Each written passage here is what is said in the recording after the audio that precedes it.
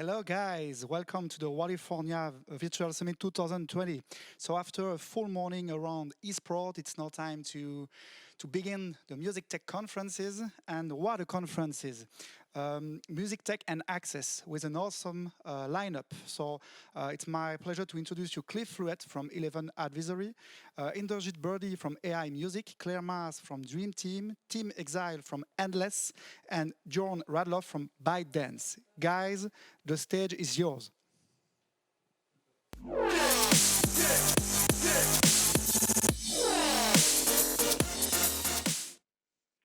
Afternoon, everyone. My name's Cliff. I'm a partner at the law firm Lewis Silkin, specializing in digital media. And as Jérôme kindly said, I run an advisory firm called 11, where I work with companies in the world of digital media.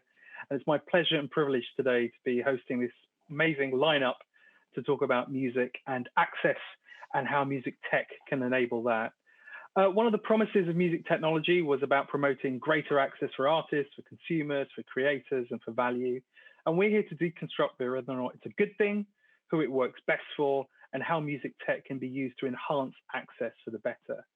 I'm going to hand over to the panel to introduce themselves so you've got an idea of what they're about and where they come from. I'll be asking them some brilliant questions in anticipation of some amazing answers, and then we'll make sure we have time for Q&A at the end of the session. So that's enough from me, and I will hand over to Tim to introduce. And then Tim, if you can hand over to another panel member so they know who you're handing over to. Over to you, Tim. My name's Tim Exile. I'm kind of a recovering musician. So I spent 10 years as a recording artist. I got frustrated with the whole process of the music industry because for me, music was something to do rather than a product to produce and then wait for months for the whole machine to then get it out there. So I kind of sidelined into technology, started building my own instruments, created a few plugin products, teamed up with companies such as Native Instruments to do them. And then I decided to go all in and I founded Endless. This is Endless, the Endless logo. It's a live collaborative music making platform. And we're really focusing on refocusing music as something to do, as a creative journey that you can start at any time in your life and take it to the stars if you wish. So I'll hand over now to Claire. Hi everyone. My name's Claire. I've been working in the record side of the music industry for a little bit. I started at Music Ally teaching digital. Then I was at Communion, their head of digital there, and then at Island Records. I now run my own company working with some really amazing artists across the board as kind of an audience development or campaign strategy expert. And yeah, so I'll be talking about it from what is it like to market artists. And then I'll hand it over to Jörn.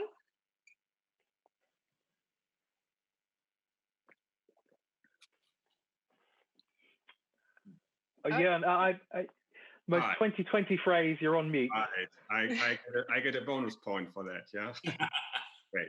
Hi, my name is Jörn. I'm currently working for ByteDance, who owns TikTok, and I'm running the IP and music legal team, which is, of course, involved in all music licensing questions and broader aspects as well.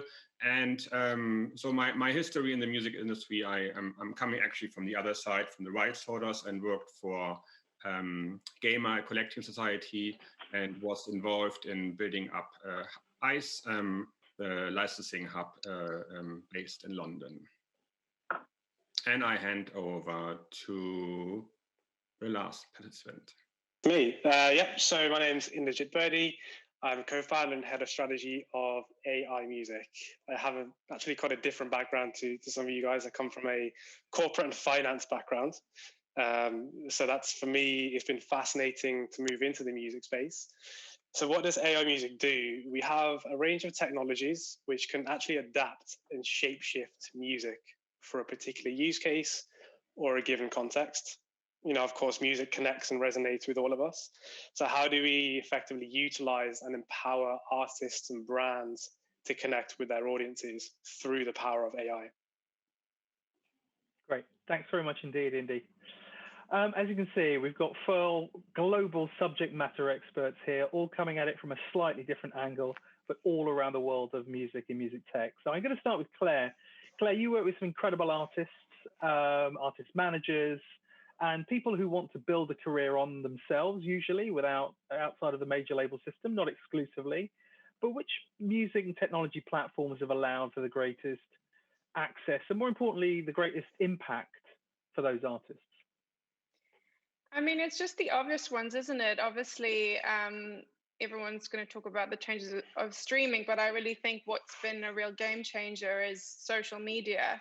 And that's kind of an ever-evolving thing over time, just the ability to create your own brand and reach fan bases without needing the help of anyone else. And we see how well and how far that can go for people if, before they even get picked up by a label. And then, I mean, social media is a massive topic, really, because there's so many different platforms and there's so much change going on it all the time. But I think the same things have always been true, which is people want to know exactly what you stand for. So it's people with a unique look, feel, and kind of persona to them, of course, on top of incredible music. And now that if you are a master of that communication, not just a master of your craft, but the master of putting that across and exciting fan bases to follow you, I mean, the world is your oyster. You can basically walk into most places and just get a large check, to be frank. But just to follow up on that, so are you saying that dependent on the voice and the message, that's how you would best pick the right platform? Yeah, I think there's people who've obviously traditionally it was like a bit of a one or two platform race, but now because there's so many different platforms, I think people have found their niche and found the best way to kind of play to their strengths. So if you are really funny, you might mess around on TikTok. If you want to be telling stories, you might be doing that on IGTV or whatever it might be. But obviously, as an artist, predominantly you would use the major ones, but you might decide that, actually you might be quite witty and quite good at talking back to your fans, then you might use Twitter or whatever it might be.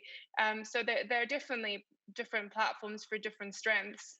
But it's really been the direct access to creating fans and getting the fans to talk to each other as well, which is something else that people don't do a lot of. That's made a game changer, I think. Well, Tim, you're our resident sort of musician. You're also a technologist and an all-round polymath. But how does music technology help you find your audience or find your voice or personality, like Claire says? Well, yeah, I mean, with my artist hat on, there's a sort of the classic way to, find and build an audience is, use some kind of established trope, have your own take on it, and just do the best job of it you can, and then communicate it about it as best you can. And, I found that as someone who is both interested in music and technology, that particularly telling stories around the kind of tools that people were using to create music, it was a very good way for me to reach an audience, and is also becoming a very good way for other musicians these days to reach quite big audiences. I mean, I'm thinking particularly of like YouTuber Andrew Huang, who's got over 2 million subscribers on YouTube, and his videos are all about the equipment, the tools, and the processes that we use to create music. What's particularly great about creative tools is that obviously they tie into so many different areas. Big artists have used them to create music. There are specific techniques they use, so it's a very engaging kind of center point for storytelling and building audiences. Thank you. Indy, you're AI music, and strangely enough, you use AI tools in the music industry. How do those tools, or how can those tools enhance access for non-musicians or people that want to use instruments in a different way? Sure, yeah. I think, if we actually look back over the last 20, 30, 40 years, we've seen instances where new technologies have democratized the creative process, right? So 808s, synthesizers, and for example, you can make a beat on your iPad, right? From our point of view, we have tools and technologies which go a little bit further and that can actually remaster voice and vocals in real time. And the idea of that is, of course, to democratize the creative process, but harness the creativity of an artist. Let's say you're walking down the street and for some reason something inspires you dramatically. Why can't you whip out your phone and just start singing, riffing, and kind of rapping in your natural kind of form? And what that then does is it empowers the creative process, and ultimately it drives this essence of connecting and resonating with audiences in the moment, ultimately. Thank you. Well, talking about open access and allowing everyone to play, probably one of the bigger examples of that is TikTok. And I'll come to you, Jörn, and I want to make it clear as well, all of your opinions today are your own rather than those on behalf of ByteDance or TikTok. But how do you feel the music industry at large should be looking at user-generated platforms and open access platforms for the good of artists and consumers? Yeah, I mean, I think in terms of creating access, there are like, I would say there are three groups, like creating access for artists, but also for users who actually engage with the music and the content, and then also consumers. And I think it's like you can create an enormous exposure on platforms who are driven by a network effect and by user-generated content, because I really think that everyone is trying to get attention, and the attention economy is like a buzzword, but I really think the engagement part is the key aspect on that. So either if you be actively involved, or you just participate in sharing content or creating content. So I think it really reduces the barriers and can open access to a very broad audience. And it also creates a bit of a different cycle in the music industry. For example, radio stations go to platforms and see what is the next emerging trend and put it on playlist.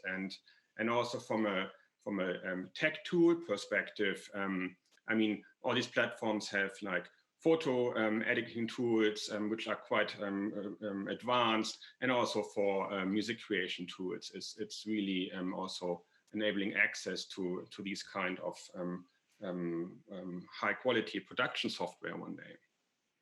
This pivot from consumption, which is what the music industry used to about, to engagement is something where arguably these platforms are ahead of the game versus where the music industry might have been.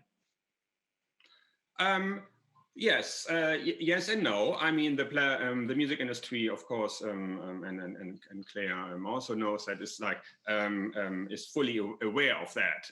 I think the platforms, what happened, it was all driven by the demand from consumers, more or less. So it's like, what do consumers want, and platforms provided that kind of tools and access. So I think that's basically what happened.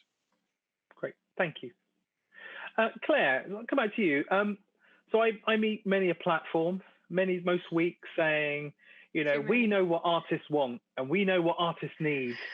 And often the time it's something where I'm thinking, I'm not so sure they need that. So you're the expert, Claire. What are the actual greatest barriers to access for new emerging, for artist campaigns? Is it about increasing reach? Is it about maximum impact? Is it about the data?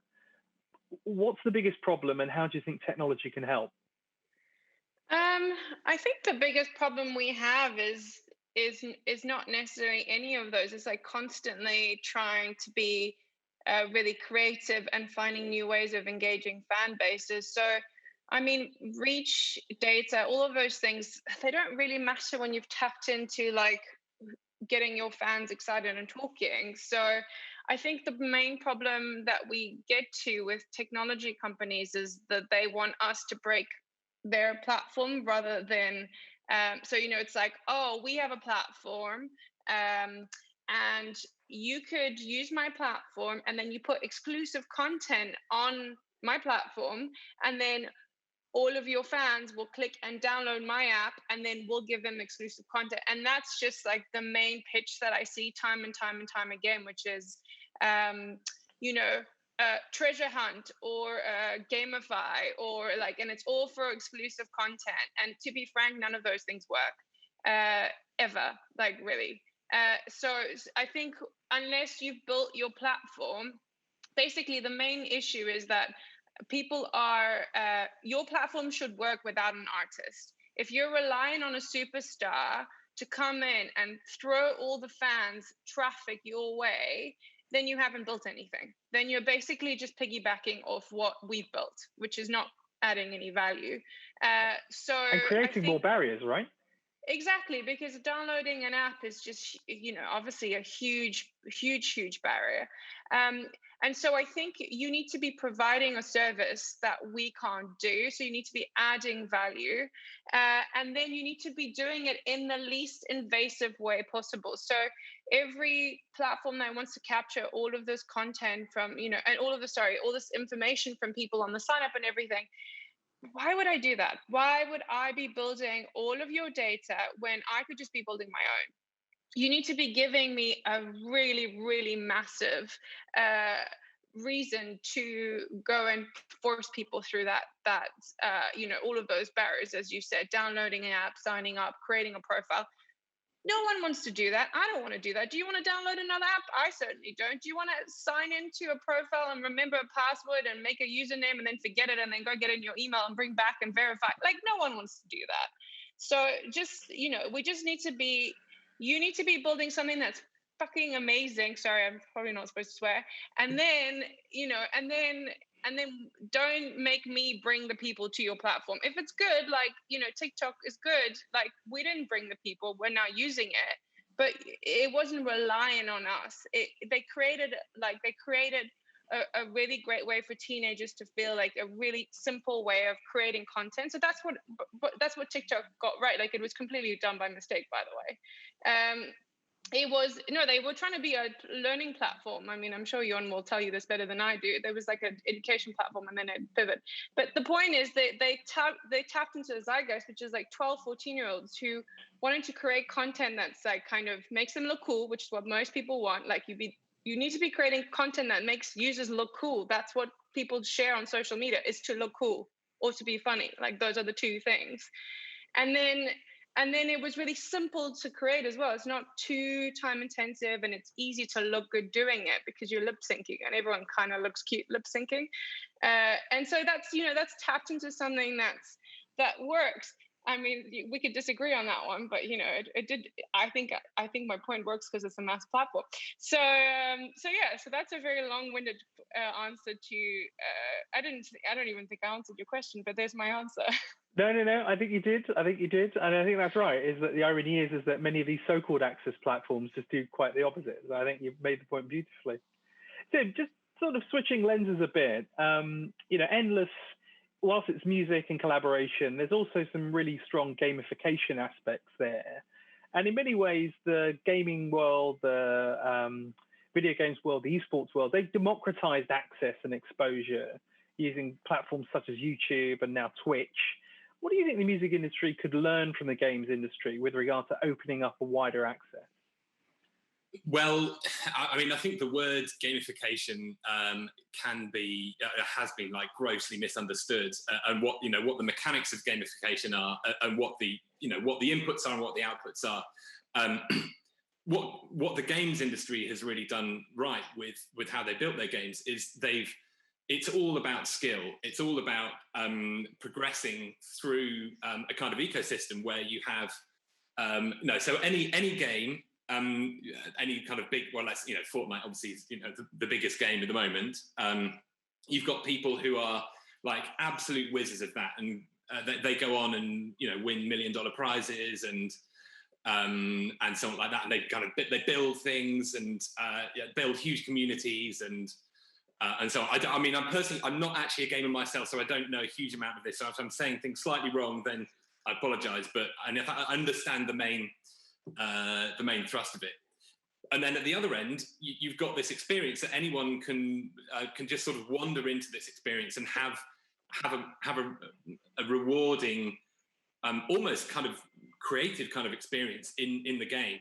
But that's what your jam sessions are like, right, Tim? You know, exactly. I mean, that's exactly what we're trying to, what we're building into music with Endless. We looked at the games industry and we realised that to focus on music as an activity, and for that to be an activity that you can get better and better and better at, and you can be part of an ecosystem where people with a lot of experience, where you can interact with people with a lot of experience, where you can learn from them, and then you might become part of their audience someday. So it's kind of, both ends of the ecosystem provide value to each other, and it propels people on this journey to to skill up, to build relationships with people, to start finding their creative voice, to start building a brand. And everybody in that ecosystem can take that as far as they want. And some people don't really want to take it that far. They just want to kind of mess around and play around with a few friends. And some people do want to go and build an audience. And I think what's really interesting about the games world is that they've really nailed the value proposition for like every single person at every stage of that journey, whereas the music industry hasn't yet. And so that's what we're trying to do for the music industry. Okay. So I'm hearing engagement is the new metric. It's got to be truly open access from Claire.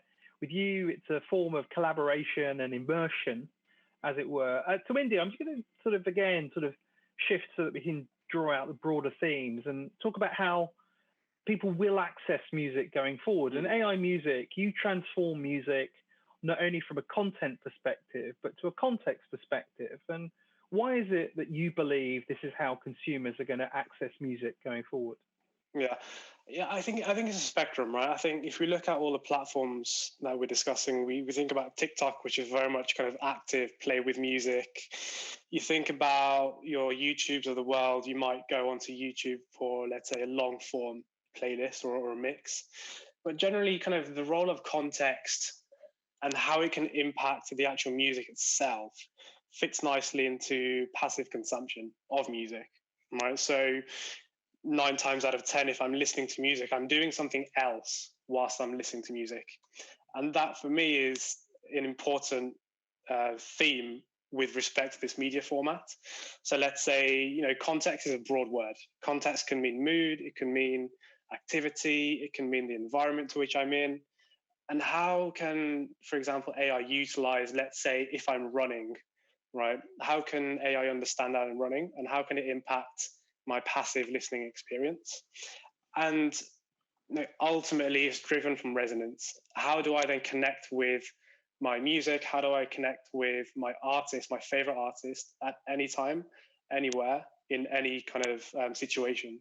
And it's this idea of magic moments, right? Ultimately, from my point of view, the reason why I'm so connected with now music is this idea of magic moments, because whatever situation or whatever kind of events that has happened in your life, there's always going to be a fingerprint of music attached to that. And utilizing AI can really drive that kind of passive listening experience. Thank you. Thanks, Indy. Yeah, and I'm going to ask you possibly a bit of an unfair question, but we're both lawyers, so we can ask devil's advocate questions. But what do you say to people who say that platforms such as TikTok or UGC or even SoundCloud, in many ways, they've said that, look, you're harming the artistic and creative industry because you've made it too accessible, and it's too broad. What would be an argument to put that argument to bed?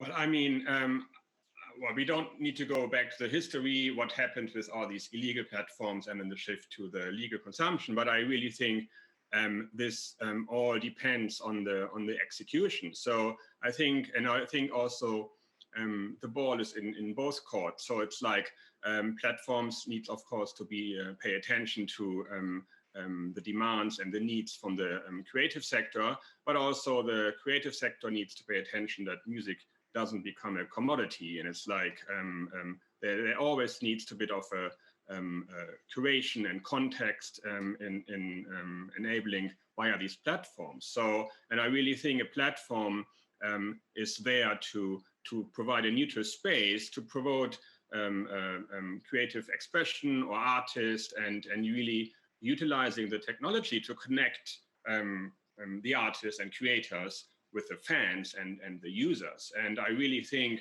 there are so many positive aspects and how a platform can be used. And I also would say you need to differentiate a bit between emerging artists and established artists. So I think they may have a different view on platforms and how to utilize the power of these platforms.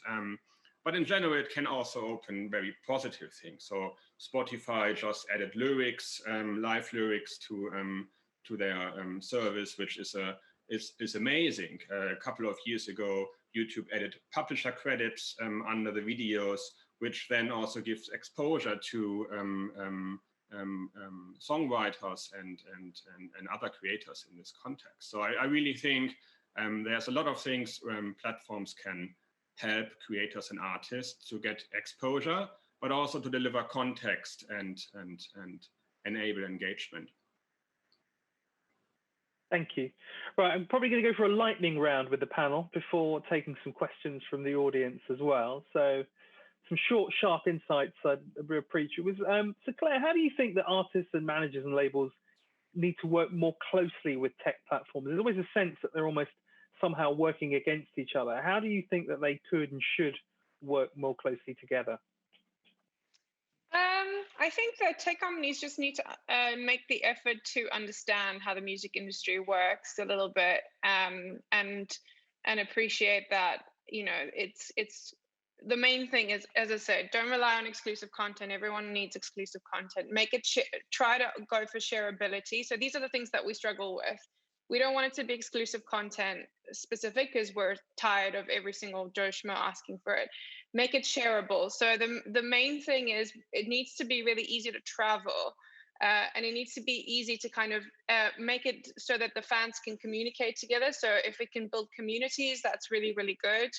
And importantly, it's about help us make fans express their love for music, not necessarily our music, but I think the most important thing is at the moment there are these new ways, such as you said, sharing lyrics on Instagram stories, being able to share it within from Spotify, Canvas to the story, TikTok, all of the people like making dances or whatever to a song.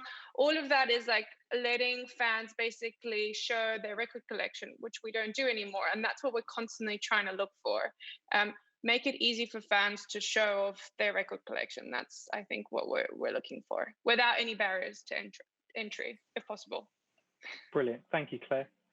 Tim, tell me, you know, coming from as a musician, as it were, I can't play a note, not able to do that, yet these tools and these platforms suddenly allowed me to be an artist, as it were. I mean, how do you as a musician feel? I mean, is there too much access for non-musicians? Am I cheating? Have I not done my 10,000 hours, or do you celebrate that?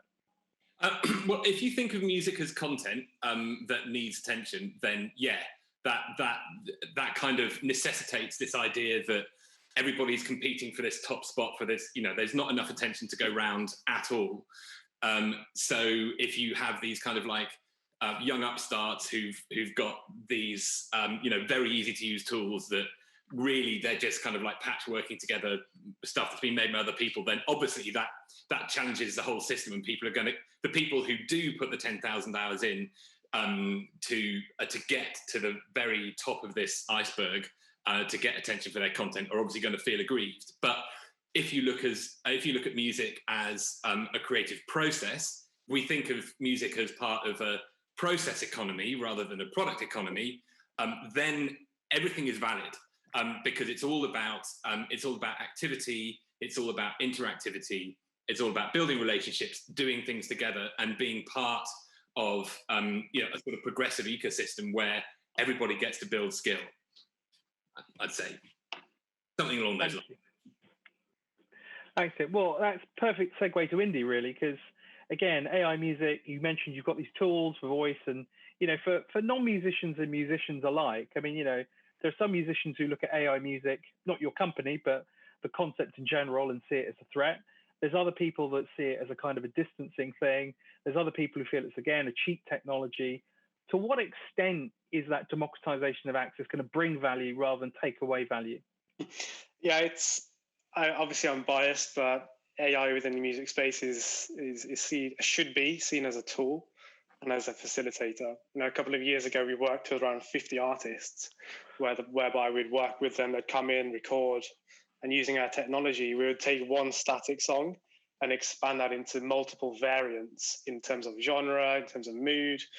And what does that enable? It enables them to reach new audiences, resonate with different fan bases globally, and inherently that increases the fiscal value, from a product and from a commoditized point of view, the fiscal value of a song, right? If you're able to create one song and have it scaled across YouTube, Spotify, TikTok, have it useful for a sync opportunity for a brand, from an artist's point of view, that's almost kind of too good to be true from a fiscal point of view. So, from a unit perspective, having that will inherently, I see, grow the music industry, because then you've got content scaled for all these different applications. Well, yeah, and I think on that topic of bringing value, sometimes when I'm advising technology companies, I say, look, if you want to engage with the music ecosystem, you need to be seen as a maker, not a taker. You're not just taking all the revenues away and, sending the money to some far off shores, as it were, in terms of the ad revenue, etc. And I suppose, to what extent can this increased access improve revenue streams and monetizations for artists, rather than be seen to be taking them away or devaluing them? Well, I think in different ways, and I think the very first thing to consider is also you can go nowadays in record time from creation to distribution and monetization. So that is really the first thing what platforms can offer, really to accelerate this cycle. And in general, I would say platforms. I think the next thing for tech tools and enabling monetization is also really marketing technology. I think this is a key aspect to monetize the access and the exposure as well. And as I said, for me, it goes also more in the direction of context and curation, because attention doesn't really scale. So, and I'm really intrigued by this kind of mood things, and you get the personalized recommendation already, and go from there. And I also think if you look on a broader scale, and not only TikTok as a platform, but also, for example, Twitch and the channel subscription system Twitch has, I think that's a very, very good monetization tool. Or platforms like Bandcamp, they sell physical goods, which is a very attractive revenue stream.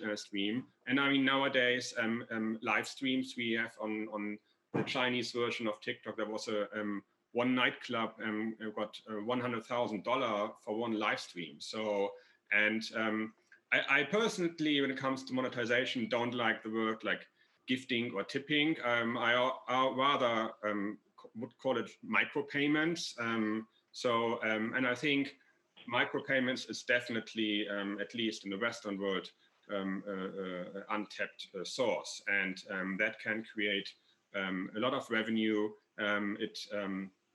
It comes along with a change of behavior from the users and consumers, but I really think there's a lot of potential in that. And also, if you look how to monetize in not only on platforms but also somewhere else, it's like if you take TikTok, you can technically use TikTok as a testing tool. You create a snippet of a song, couple of seconds, 15 seconds, and test it, and if the song seems to be successful, then you create your song. I mean, that is not really what probably most artists have in mind, but I'm just saying there are opportunities to play around with these platforms. Great, thank you, Jörn. I'm going to switch over to questions from the audience now. Actually, many of them hitting the same kind of theme. So I'm going to combine a couple of questions, and I'll probably ask this one to Claire, which is, what do you think is the best platform for an artist to perform live online? And secondly, are there any platforms today where I, as an artist, can perform live and get paid and issue tickets in a structured way. So if you want to hit those ones together. Yeah, sure. So I think live is tricky, especially at the moment. I think people are tired a little bit, but there still seems to be a massive demand, but I think for high quality live. So I would say YouTube is probably a better place than, for example, Instagram Live. Obviously, we have seen some pretty amazing stuff on Instagram as well with the Verses and DJ Nice and people like that. You know, there has been some amazing battles and kind of interactions on Instagram. So I think if you have a cool interaction, like you need that works well on Instagram, because obviously you can go live with someone. But if you're talking about live performances, I would just optimize for YouTube and make sure that the quality feels really special. In terms of which platforms you can use to actually make money of it, Sherry, who is like a very well-known tech writer, she's done a whole guide on it. So if you just look her up, she has like every single platform that you can potentially use on there in terms of behind paywall, without paywall, the different uses of them. Some of them you can stream live to YouTube, some of them you can't. So it's worth kind of going through her guide. It's pretty thorough. So you'll answer all your questions on there. Thank you, Claire. Tim, very quick one for you. With COVID-19 meaning so many artists have to stay at home, online collaboration, everyone is saying that the latency issues mean that real-time collaboration is effectively near to impossible. How have you found it, and does the platform exist yet, or is that something our hackers should get building right now? Yeah, I mean, people have been attempting to solve this for decades, and it all comes down to network connection. And if you're at a university and you've got a T1 connection, then you can do it. But otherwise, I think it's still a long way away. The endless solution feels real time. I think the point of being able to collaborate live is that it feels, you get that co-creative experience. And I can definitely vouch for Endless delivering that, because that's what our community says they particularly love about it.